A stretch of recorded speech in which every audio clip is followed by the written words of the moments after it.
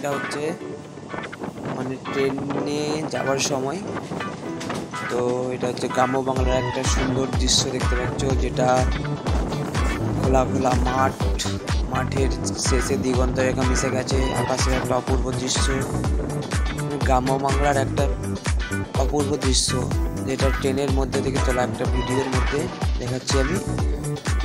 খোলা খোলা মাঠ, চারদিকে ফাঁকা মাঠ পড়ে রয়েছে, দিগন্ত রেখা মাঠের শেষে মিশে গেছে।